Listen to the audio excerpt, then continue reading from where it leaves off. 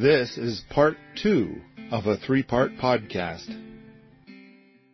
Hey, this is T. Blankenship. Have you seen the new video of Wheaton Labs? It is permaculture awesomeness with all new and improved things like more rocket mass heaters, easy bake coffin, Willy Wonka, rocket cooktop 2.0, and the truly passive greenhouse. To see more, go to permies.com/tour. Again, that is permies.com/tour. Going back to the Better World book and how I think half of the book should be taken out and rewritten into a new book, and then using a bunch of my newer stuff combined with half the book, having it be thoroughly edited. I think that there's room for a new book, which would have to come out from a publisher, and it would be geared to everybody, hyper focus on apartment dwellers.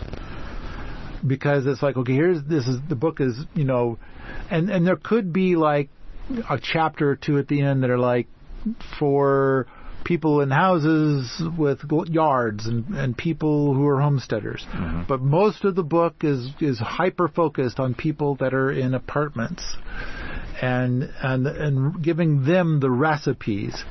But because I kind of feel like, there was a friend that I gave the book to, and I gave him several copies, thinking he was going to hand them out to other people. Mm-hmm. And his response was, it's too earthy. And so I think I can see that. I think I can understand that. I mean, if you think about it, the whole concept of building a Wofati, which, by the way, there's another Kickstarter that's not even on my list. We're getting closer and closer and closer to Wofati stuff, and we keep working on it, and we need to do the tests, and we need but I didn't put it on this list, like a Wofati movie, a Wofati book, and there's a lot of demand for a Wofati movie and a Wofati book, but I kind of feel like I need to complete Allerton Abbey, which is close to being complete, and we need to not just do the annualized thermal inertia test through the winter, but also with scientific rigor. And so we need somebody here or several somebodies here who have, that are going to... I would love it if we've had some people that have been here for 4 years and they had plenty of scientific rigor and they were going to do the experiment and carry it through the winter. Carry it through a full 365 days of scientific rigor. That's what we need in order to be able to write that book. Okay. But so it sounds like you want a stronger case right now.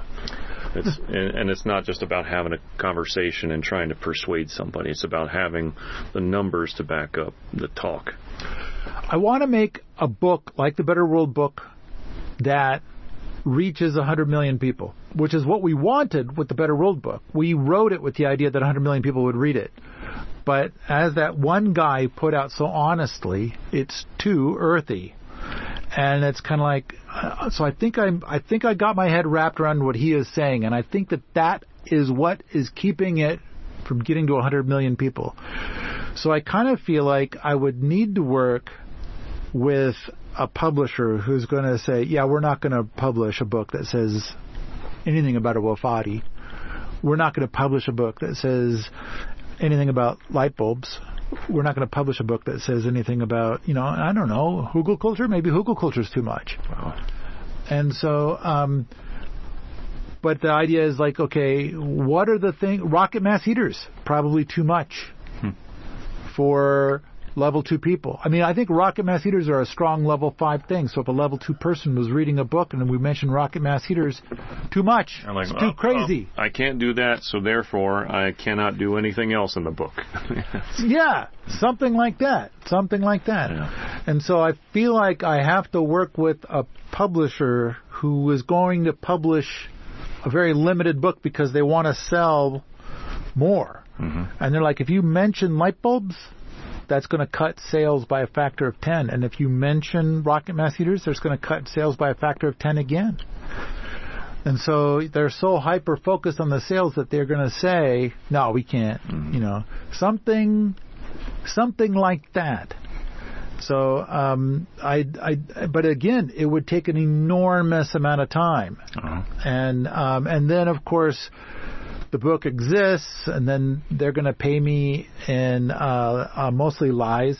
That's how they work. So all of you potential publishers now listening, yeah, you can probably shut the podcast off now. Get your checkbook out where it's like, I hereby pay you 10,000 lies. And so, all right. So the Thorns book, is it fair? I think it's fair to say, I don't see it being a great Kickstarter thing, but I don't know their interest. I mean, it's been bizarre how people love that book so much.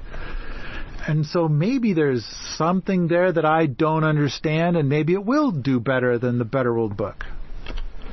But, okay, Thorns book. That's one of the things I'm actively working on right now. The Hugel Culture book. In fact, you know what? Before I went into the hospital last May, in fact, it was, I don't know, I think it was like last spring, we worked up a whole new Hugel Culture presentation for me, all new slides. And I thought it looked really good.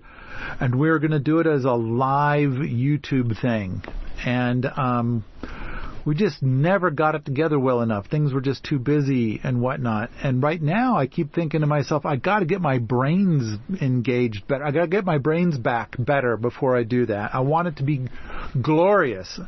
And so it's kind of like I keep having good days and bad days.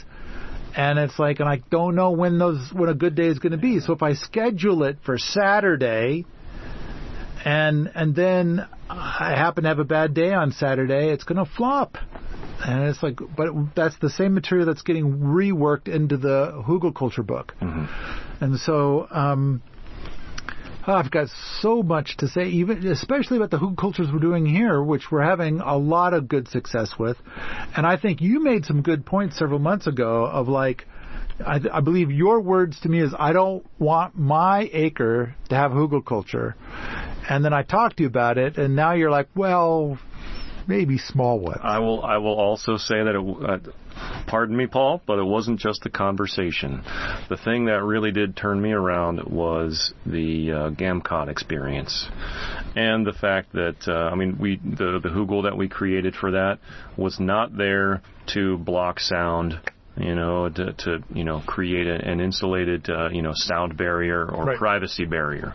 Didn't have to worry about those sorts of things. Yeah. We built what I see as a very reasonably sized Hugel berm. 5 feet tall, probably at its tallest point, 5 feet wide. The clarifications I do recall giving you are that having a Hugel berm that requires a scaffold or requires pathways on it. I'm not so enamored of those. Yeah. Something where even the sunchokes that are growing on the top peak of it are within reach of somebody who just leans over as opposed to climbing up to the top. For me, that seems like the way that I would prefer to have a garden go. And I do think that once I have my acre up off the ground, and certainly for the next GAMCOD project we're doing in growing season of 2025, it will be a Hugel berm, no doubt about it. Yeah. So that's what I do like Hugel berms. Now, I have been convinced, and it was because of my experience of growing on a Hugel, to my personal preference, I've turned my stance around. Yeah. So to be fair, the ones that you object to are the ones that are here at base camp that are 11 feet tall. And we made them 11 feet tall, so that way we can kind of delete the road, and we kind of make a little bit more of a sanctuary here, and plus on top of that, we're growing on a rock. It's one giant solid rock, and so by doing this, then suddenly we've got this big ass garden we can grow on, which is wonderful and delightful. However, we need to finish building them, which means there needs to be proper paths and steps and things like that, because too often people are like, oh, look, up there's some food, but there's not a path to it. And then, like you just said, you got to crawl and scramble and whatnot to get up there. And it's like, that's No. That's not the way to do it. We need to get in there, and I'm going to talk about that a little bit more a little bit later in this podcast. Thorne's book, Hugelkultur book. I think that the Hugelkultur book, we're doing a bunch of stuff about to move it forward, but I think that one is at least a year down the road. I mean, like I said, a book is a good 1.5 year long project. I think I've got a really good start on the book that's out there now, but I've also added so much more to it, and there's a lot more to still add, and I've got a lot more to say. And on top of that, I keep seeing stuff all over the internet where I feel like they're doing it wrong. And no, stop it. Yeah. And there is an example in Missoula. I would bike past it on my way past Free Cycles, and I'm like, that's a fenced-in garden. That's not a hugel. Yet they have a sign that says Hugelkultur, even with the accent, the umlaut on top of the U, and I don't see a resemblance. I don't, even I would think that is more of a raised bed than a hugel. I got to get that book out. I got to get a book out. I got to make 40 YouTube videos about Hugelkultur to talk about, like, no. But okay, all right. And then the last Kickstarter project that I'm currently kicking around, and this kind of came from Mud and I talking about, and this is our next big thing that we're about to push. And I don't think we've made anything public about this at all, and we probably should. But we are moving into this new phase because it comes back to the whole thing of, like, why make a Kickstarter for a Rocket Mass heater book if no one's going to support the Kickstarter or buy the book afterwards? And so we hammered on this. So like a year ago, more than a year ago, it was about a year ago, we came out with the infographic, which I think is amazing. And we thought, this will change everything. It changed nothing. And so far this year, we've come out with those 2 new graphics that are at woodheat.net, which this will change everything. And, well, maybe, but it'll be slow. There's several other things that we've done which we thought it'll change everything, and it's not changing everything. So it's kind of like, okay, well, this is our new thing, and that is that how we're calling it more heat with half the wood. And it's like, how does a person with a conventional wood stove get more heat with half the wood? And so we're thinking that this could be a possible stepping stone into the world of rocket mass heaters. Yeah, okay. And that's a whole podcast on its own. Well, it's a whole book, a whole movie, a whole, all kinds of things. But it's like you can stack mass on top of your wood stove, but you have to stack it correctly. And then another thing is never go to bed with a fire. Never. And I can go into so much detail about why you don't do that. And if you're doing that, you're doing it all wrong. You're ruining everything. And so it's better to have a hot fire before bed, then shut the whole thing down, cork it up tight, and then go to bed. Now you've heated up a mass, and in the morning it'll be not as cold. Not as cold as if you tried to put a shitty fire going all night. And just slap the damper, to the 20%. And right. That's the worst. To force your 75% efficient wood stove to operate at 3% efficiency. And then after the fire goes out, it's still sucking the warm air out of the room and taking it outside. Yep. Thanks, chimney. Yeah. Yeah. Or for other people, they've got an external air intake. So let's take really cold air, bring it into the wood stove where there's a thermal exchange with the room, warm that air a little bit while chilling the room a little bit, and take that up out the chimney. And that's so it's still different flavors of shit. And so it's kind of like, okay, all right, so let's write a book talking about the many ways. Wow. And That's a battle against conventional wisdom. The stuff that people simply take for granted. Oh, this must be how a wood stove works. But our thinking is that if we could take Wow. level 0, level 1, level 2 people, give them this book, which they'll think is cool, and once they absorb this book, now they're ready for rocket mass heaters. Sure.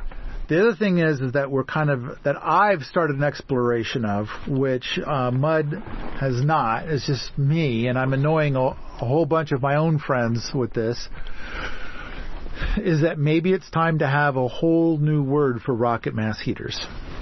And so currently my favorite new phrase is smokeless masonry heater. And so With the acronym SMH, shaking my head. It's your favorite? It's your favorite? this is my favorite so far. Oh, okay. All right. So, but the thing is that it's kind of like I mean, you can't call it RMH, you know? That has no other real world or other world equivalent. I see. People see SMH like, what, shaking my head? That's internet parlance, and that's Yeah, probably where they fair. would be first Fair. introduced to So it. so basically, if RMH, I just have different words. So masonry heater, but instead of a rocket mass heater, I mean, basically a rocket mass heater is a type of masonry heater. Yeah. And so there's a lot of people that are aware that the building codes and insurances, are cool with masonry heaters. Yep. And so it's kind of like. So you want to incorporate masonry heater into the name so that it's more amenable to people who are already exposed to the concept of masonry heaters in general. And if we say smokeless masonry heater. Then, smokeless? Oh, that's interesting. That means the others have a lot of smoke, don't they? Yeah. Well, and they have more smoke, Yeah. and which is true that they do. But at the same time, if we say smokeless, the number one concern people have about wood-burning devices in a city is the smoke.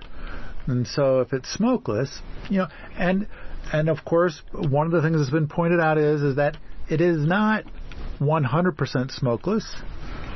There's a little bit of smoke when you're starting it up. When you start it up, yeah. Yeah. And I've seen some where people are operating them poorly. And I'm like, there's most of the time, like at the Red Cabin, there's a fire going and there's nothing coming out the chimney. But there's been a couple of times I've seen like wisps of smoke, and I stop in and it's like usually they're starting the fire, or it's a newbie operator and they're like, oh, I just decided to move the bricks over the top for now while the fire is still actively going. And it's like, well, let's move those bricks back. It needs air, And so anyway, the key is that there could be a movie and an ebook. That would be like one Kickstarter. Like it would be maybe a 60-page or 80-page book combined with maybe a 45-minute long movie or something like that. It would be a Kickstarter of these two components, with the idea being that these would be stepping stones. Yeah, I like that. It's a gentle nudge into the direction of, a more affordable system in one way, a more sustainable, more biophilic kind of direction, further, like you were saying, further up the eco scale. And then it, serves as a gateway to consider whatever you want to call a rocket mass heater in the future. So there you go. 8 Kickstarter projects, and I'll bet you there's 8 more that I'm actually working on that I haven't remembered to put on this list, where it's like I just drop in a little bit here and there once in a while, and so things are happening, but it's largely behind the scenes. I want to point out that rocket mass heaters are the solutions to a long list of global problems, and yet I don't know, I feel like the fact that, like, when we go to Google Trends and we can see that interest in rocket mass heaters today is 1/10 of what it was 10 years ago,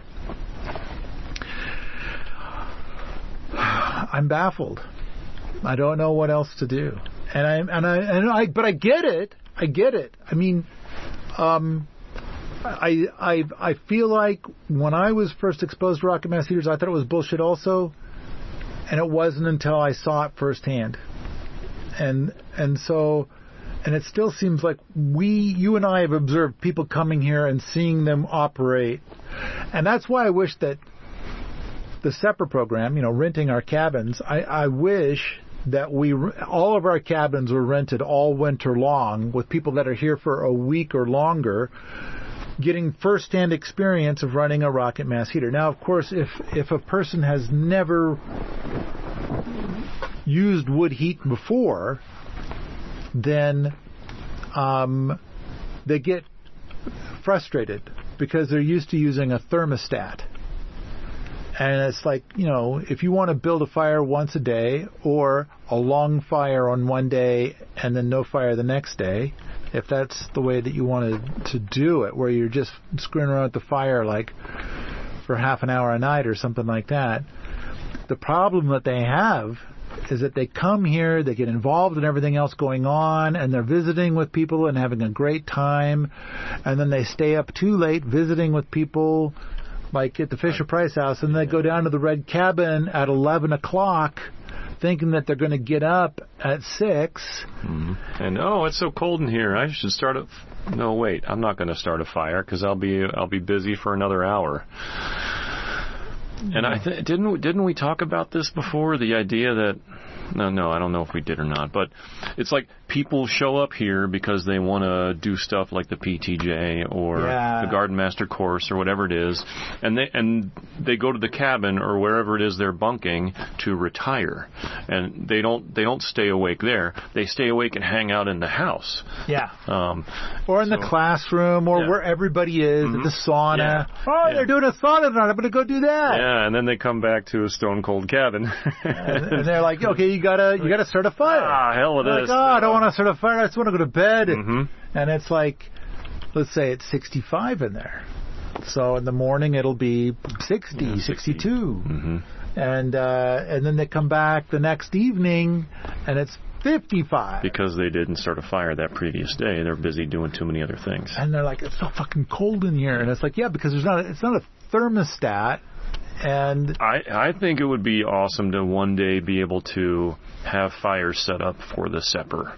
When, again, this has to do with him having more boots here. But I'd be like, okay, all right, you're going to be the fire keeper for all the cabins, all right? And that's your sole responsibility for the day. Visit the Red Cabin, make sure there's a fire going in there for at least 45 minutes to an hour. Yeah. Go ahead over to Dog Star, make sure there's a fire, and meanwhile, the person who's staying there is off doing things. Yeah. Whether it's for participating in an event or hanging out with the boots and doing things, or, maybe they're a cook here in the house or something like that. The point is that... Seems like it would be good if such a boot were to do that each of those people would, if somebody's in the Dog Star and then there's a boot that's willing to go over there and do it, seems like it would be a good idea if the person staying in the Dog Star were to slip a 20 to the person that's going to go do the fire. Well, that would be lovely. Yes, but that's not my point.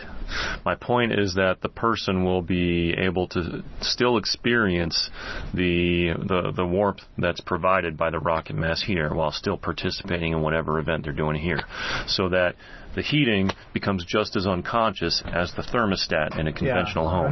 No, you're right. So that's where I'm coming from when I say that. Like, again, in an ideal world, I'd be able to assign a boot to do that. I mean, it could be me, but I would assign somebody to that specific task for the cold season. And then that way, the person who's here, they're going to be great. They're going to feel great and comfortable and be, they'll warm up to the idea of using a rocket mass heater, But if somebody else does the fire, then that person doesn't gain that first-hand experience. They don't know. They don't know how much or how little wood was used. They didn't experience the sideways burn. They didn't, All right, well, feel the heat coming off of it during the burn. My experience of having people here, they will complain about the cold, but at the same time they'll want to be part of the events. Yeah, and then they hastily prepare a fire, and that's when they get smoke back in their face because they haven't been able to take the time. My point in saying this is that the boot will be diligent in making sure it's properly, if it's a cold plug, the cold plug is eliminated. Then proper fuel is going to go in there. They'll be able to stay nearby and focus on that one thing, and that way the person still has a chance to enjoy it and feel like that lady leaning back with a book in your image of somebody with a rocket mass heater. Or maybe they could participate in fetching firewood. Okay, grab me, 7 chunks of wood off of the wall over there. That should be plenty for the next 2 days. That's all they need to be involved with to realize, wow, rocket mass heaters really are a great heating source. That's right. Or to just do 1 or 2 fires while they're here, Yeah. But you're right. I mean, the problem is that they come and they get to visiting with all these people because they've wanted to talk about all of these things for so long, and they had nobody to talk to. And then the last thing they see at night is a cold cabin that they try to start a fire in, and all they get is smoke back, and they stay up for another hour and a half, and they have to open the windows, which makes it even colder. I would prefer to see them not have that kind of experience. So yeah, I think it's great that they'll have an opportunity to light a rocket mass heater and tend that fire themselves, but my point is I want them to enjoy their time here, and optionally set a fire and receive enjoyment from that experience. Put Paul's brain on your plot. Do you have a hunk of land but don't know where to start? Do you have a world-changing permaculture idea and you need some feedback? Do you feel like the guy in overalls may inexplicably hold the keys to all your wildest permaculture and homesteading dreams? Well, you're probably wrong.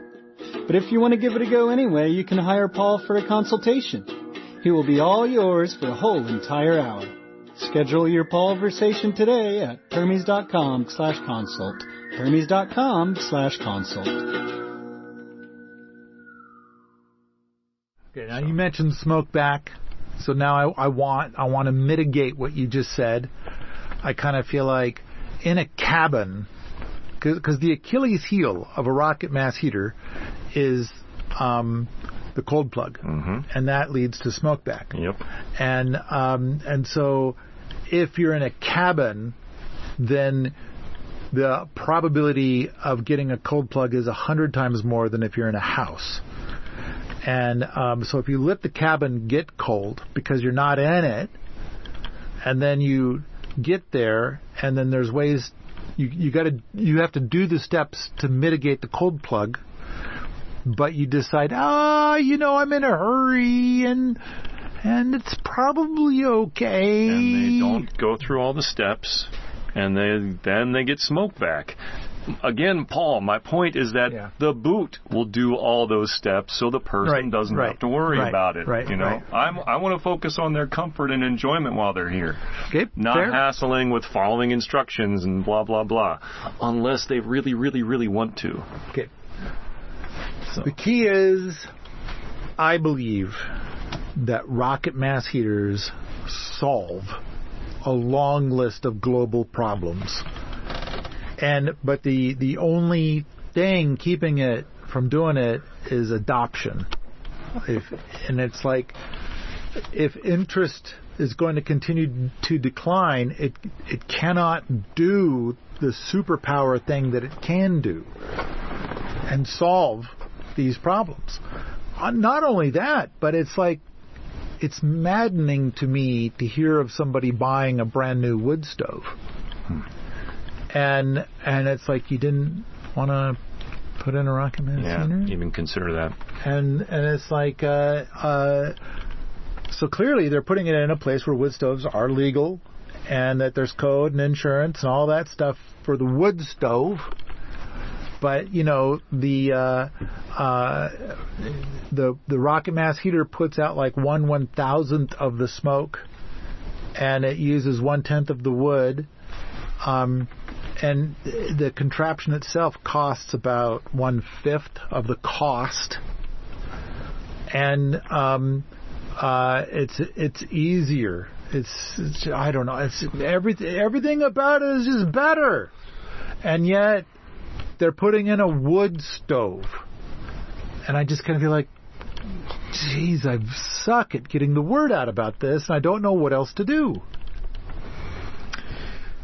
All I'm trying to do is to say, rocket mass heaters solve a long list of global problems, and they also they make your life easier in so many different ways, and it solves global problems. It's like awesome from all kinds of different angles, and yet we're not getting through to people, and I'm baffled. So, okay, that's all. I'm ready to move on to the next thing. Well, I don't have an answer for it. I mean, if you're saying that the most typical counter for having a rocket mass heater is to install a wood stove instead, I don't have a counter for that, because I look at the problem culturally, and I see a dearth of people willing to do hard work. But if somebody is putting in a wood stove, just like you were saying, the rocket mass heater actually is easier to work with than a wood stove is. You end up having to do less work over time. So I don't know if I can address that dilemma. I guess I don't have an answer for that either. So next item, Permies.com is being slammed by bots. And about 5 months ago, maybe 4 months ago, I came up with a strategy. So it was, for a while there, our server was crashing 20 times a day from just so many bots. And there's two kinds of bots, we believe, that we're dealing with. One kind of bot is an AI bot. The AI bot wants to go out on the internet and learn everything, and it just it says, give me 20,000 pages in 1 second, and Permies can't cope with that many. And all of this, I don't know if you were mentioning this later on, but all of this is in conjunction with the server issues you were talking about. And you had the whole the fundraiser for the new server, right, for Permies to operate with. So the new server got back ordered because of one of the components had to be back ordered, and so it took a month. It arrived a month later than expected. And then there's been a whole bunch of time being put in with like all the stuff getting installed on it and getting it ready. And there were a couple of problems that were encountered along the way. It sounds like right now, today, I got a report that says that right now, and I'm sure if I look up there, I'm looking at my emails, and it's like, nope, no email from him yet. But our guy that's the hardware fondler guy, he was saying something about there's been some new SSH standards that need to be addressed before the server can be put online, and so he's working on those now. And so hopefully within the next couple of days the new server will be online. Yeah, all right. But in the meantime, for a whole different reason, our existing server was crashing like 20 times a day, and it's mostly from bots. And we came up with this strategy, which, because I'm thinking like, okay, there's basically two kinds of bots that we're getting hammered by. There's the AI bots that want to learn about everything. And everybody's got their own AI engine they're trying to do, and they need to teach their AI engine using all of the information that's on all of the internet. And so, they are harvesting from our site in a bad way. And we have ways of detecting them, and what we've done up until now is we've just blocked them. And this has been our solution to make it so that our server can be up for human beings while not serving all those bots.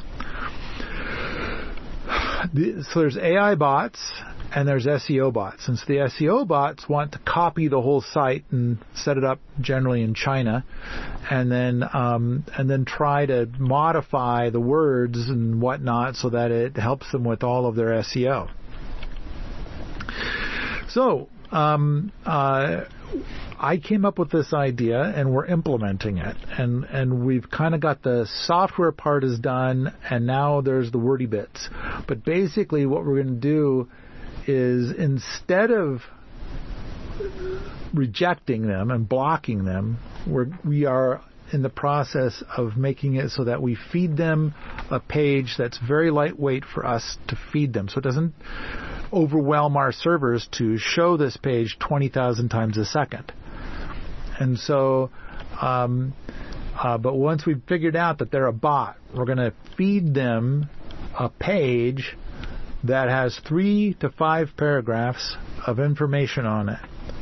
And each of those paragraphs will be some sort of... So basically we're going to teach the AI bots, or we're feeding the SEO bots content to put on their site that's about permaculture. So we're going to give them the information that they're looking for. So the problem is the solution. And it's in a way that is less taxing on the server. Right. When they're asking for this information 20,000 times per second. So we've got algorithms in place, but now we've got to write all the paragraphs, and we're working on that right now. Mm-hmm. All I'm trying to do, this whole podcast today, is about the state of the jungle. And so here's where we're at. Here's the stuff we're working on. And these are big. This is what a perfect example of the way to change the world is by doing long, boring tasks. And boy, you want long, boring tasks? Write a book and then put it through 5 different kinds of editing and review. And, you're going to look at that same sentence 30 times, and each editor has, no, you got to add the comma. The next editor says, why did you put that comma Why'd you put that comma there? You got to take it out. This isn't Oxford. Yeah. So, but we're writing these paragraphs, and this is a big part of how do you change the world is you got to do thousands of hours of boring tasks. And nobody wants to do it, but it needs to be done. Mm-hmm. All right. We've got the new woodheat.net page up, which you were talking about. And the gardener gift page from last year still needs some love before Thanksgiving. And so we're currently, putting a lot of effort into those 2 pages to try to get them, because the woodheat.net page is new. But I think that, the way that it's put together is good. We just need to polish it a little bit more, and there's just some more work to be done. But we're getting there. So it's a thing we're working on. This applies to you, Stephen. Mm-hmm. We're working on getting the BEL off the ground. So, and as of tomorrow, I'm going to start doing BEL posts again. So. Oh, good. Mm-hmm. I know I miss them because, what's it been? It's been about a month that you stopped? Yeah, I was very sporadic. After I hit that 700 post number, I was like, wow, okay, I hit the milestone. Let me go ahead and take a break. Okay. So, yeah. Okay. All right. I know that for me to make decisions about the stuff that we do here, I was leaning heavily on your pictures. It's very useful for you who can't go out outside of your office every day, and visit the lab and scout out what's going on over there. So it's one way to share that without me having to take up your time at a certain time every day or a certain amount of time every day. You can just visit the page and take a quick glimpse of what's happening or what's been going on or whatever, what our current projects are that we're paying attention to. I thought it would be good to get $20,000 into the BEL, so we used our fundraiser software that we used for getting the server, and but set it up for the BEL, and it's now at like $1,500, and I'm a little bummed because I thought we would hit 20,000 within a week. And so, hey man, times are tough all over. I can understand. Sure. Yep. And I do remember you mentioning that some folks were not really impressed with BEL posts that did not focus specifically on our projects. Right. So, there was one person. Maybe that one person communicates an unspoken sentiment. They said, I don't want to put money in it because when I go and I look, there's a lot of pictures of kittens and flowers and insects, but I want to see the projects. And so I kind of feel like, yeah, I think it's fair. What are we doing that's unique? And what we're doing that's unique is not kittens and blooms and insects. I'm holding off on showing pictures of kittens. I don't show pictures of food I eat unless it's part of a project, And my most recent post was when I had to repair the berm shed. And that was sort of like a little step-by-step kind of thing of some basic roundwood timber framing and notching of logs and things like that. Yeah. So I want to focus more on posts like that communicate, this is some of the stuff that we're doing here that is, again, biophilic solutions that are, more in tune with getting things done as opposed to, like, celebrating our lifestyle here. Because I think that getting stuff done is a celebration of the stuff that we do here. But it's more than, oh, man, I had a really good meal in the Sula the other day, I like the idea. The new BEL is pretty cool in that it pays out 10% of whatever's there forever. So when people put money in it, it'll last forever. But I do think that if we could add 20,000, then that would mean that, if we added 20,000, there's $10,000 there now, then that would mean that the next payout would be like $3,000. And I kind of feel like that might help a lot of people who are contemplating the boot camp come out. Yeah. Because it definitely gives them a lot of pocket change and it helps to, so it does seem like there have been some people here in the past where they're thinking, they're a little nervous about making such a big leap. And then, but by having the Bell Fund there, it really helps them to make that leap, especially for something rather long term. Okay. If you want to put a couple bucks into the BEL, it's Permies.com/BEL. Next item on the list, all of our email at Permies.com and RichSoil.com is getting more fucked every year. We need about 14 solutions that I know. We've got so much baling wire and duct tape on our email, it's ridiculous. And of course, and I honestly believe that there are bad guys at work because, again, our message at Permies.com is contrary to the message of big oil, big pharma, big ag, big whatever. And so this is the thing I wanted to ask some clarification beforehand. Before this podcast started, I was like, so is it somebody's messing with the list? Somebody is sending you bogus requests for, bogus emails or DDoS attracting email addresses or something? Like can you go into more specifics about this right now? I can go into more specifics. I think I've got about 3 hours to say about that. Okay. And at the same time, I kind of feel like anything that I say where it's like, this is where we're having a problem, then, and I think somebody's causing the problem, then now some comedians will be like, oh, now I've learned of a thing to do, and now they're going to make it worse. Okay. All right. And so fucked is the code word for all these various tactics that are affecting email service, expediency, lack of bounce backs, blah, blah, blah, blah, blah. Yeah. The email landscape is changing. And there's just a lot more work that has to be done. But, of course, it's so fucking boring. It's so boring, people don't even want to get paid to fix it. Because it's so brutally boring. And there's so much to be done. And you get started, and it's So basically, our volunteers are working very hard to put Band-Aids and duct tape on things and keep things going. But it's kind of like, really what we need to do is this 20 times more than this. This incredibly boring morass of technology gobbledygook. There's a service that exists that could solve this for us, but it would cost like $50,000 a year. And yeah, and we are not operating on that level.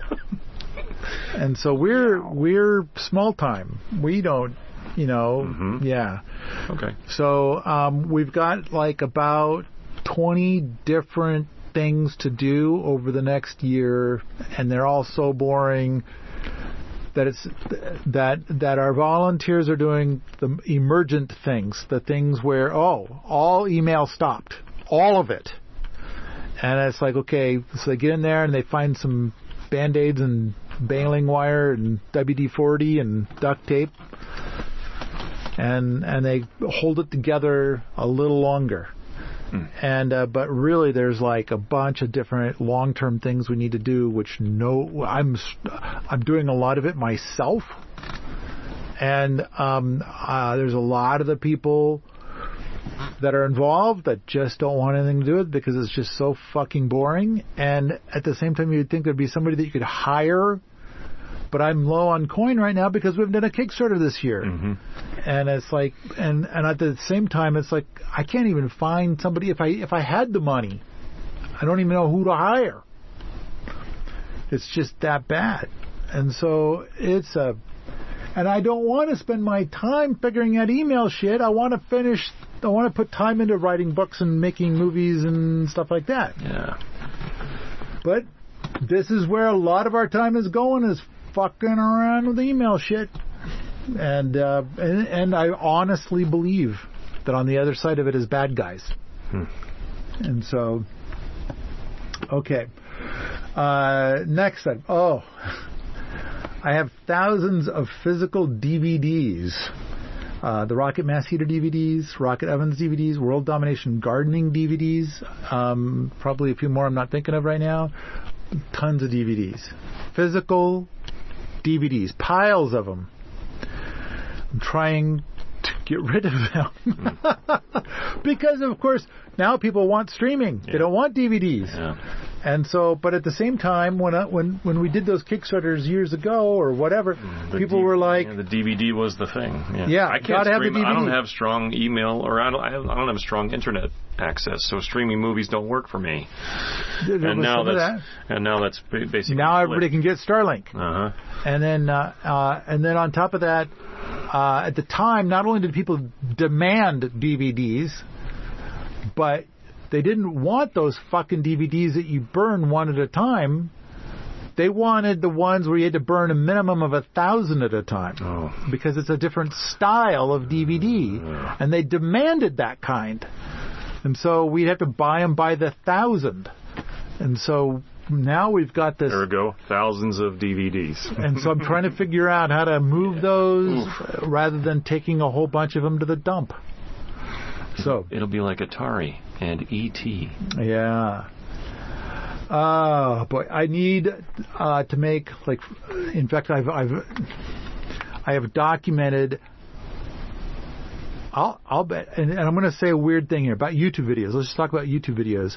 Okay. Stephen, I believe that there are 500 fascinating things here at Wheaton Labs that are unique here at Wheaton Labs, that are YouTube worthy, that I can make 500 YouTube videos and put them up. I'm going to make up this number 500. Am I close? Am I crazy? You got. I think that's totally achievable. Yeah. Yeah. Mm-hmm. Because every time that somebody new comes along, they're stymied. They're impressed. They are wondering how this works. They are curious. Why didn't you make a YouTube video about this one? Yeah. Why didn't you make a YouTube video about this? Why didn't you make a YouTube video about this one too? Why didn't you make a YouTube? And then my answer is, why don't you make a YouTube video about this? And so But, I mean, there's like 40 that are like just burning me that we haven't put out yet. That it's like I gotta. And when people come here, like, okay, well, what do you want me to make a YouTube video of? I tell them the exact same thing every time. What do I tell them? Oh, I don't know, Paul. Cat house. Cat house. Make a video about the cat houses. There are 2 wood-fired cat houses, and so wood heated cat houses, rocket mass heater heated cat houses. And I think please tap on the glass. Yep. And so, I mean, I think they're pretty fucking interesting. Yeah. And it's like, start there. And it's like, will do. How many people have done it? 0. Yeah. Isn't it weird? And it's like, and I'll bet you, I bet you I've had this conversation with more than 20 people. You know, and I keep saying, and they're like, what else? Oh, there's a list. You want me to show you the list? Okay. So I show them the list. They just, God, you know, I didn't get it started yet. I had a thing. I think it's like looking at the abyss. Like, maybe it's wise to not show them the list. Maybe what we need is a list of 3 things, and then they can work with maybe making videos about the 3 things, if that's what they want to do. But you know, when I've got a list of like, what is it, 100, and that's not even a complete list. Yeah, that I like that. I mean, ever since I was a teenager, I would say 3 is the magic number. And you know, if you say, okay, these are the big 3 videos we want to get done this year, and then, you know, somebody can you know, like, take a look at that list, and then you can just surreptitiously, you know, once they finish one, just put in another one of those videos on that big 3 list. It suddenly becomes part of the big 3. So. I know that we've been writing a lot of this to Andreas, but I've been cracking the whip on Andreas to get that movie done instead of making YouTube videos. So that's kind of fucking the YouTube video thing in a way. And sometimes I think I just need to get back into editing YouTube videos.